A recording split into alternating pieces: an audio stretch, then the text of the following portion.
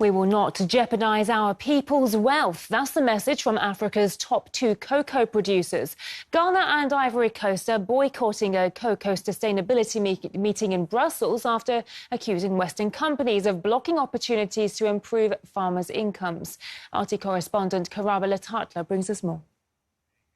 This is not the first time that Ghana and Ivory Coast have gone to the global body to demand a better treatment for their farmers who scour around, who hustle everywhere to make sure that they produce what is expected by Western multinationals who rely on the crop to make their chocolate. It's a bittersweet story. It's sweet if you are a Western multinational and profiting from the value chain of making chocolate. It is very bitter if you are a farmer in any of the said countries, that is Ghana and Ivory Coast, because there you have no predictability. Back in 2019, the two countries put so much pressure on the group and the market that they finally relented to an idea of living income differential. This was to help regulate the price of cocoa, at least from a farmer's point of view. The agreement was that a ton of cocoa would cost $400.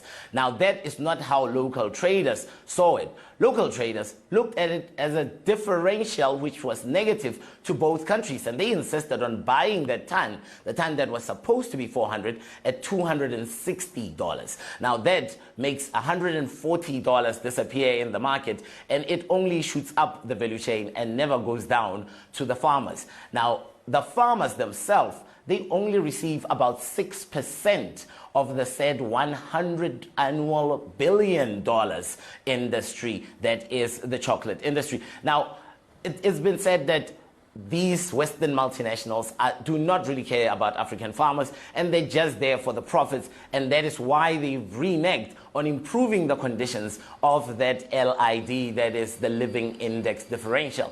But if you ask the spokesperson of the Ghanaian cocoa regulatory body, that is Mr. Fifi Boao, he did not mince his words when he spoke about the tendency of Western companies to leave a legacy of poor Africans, even though they take from them.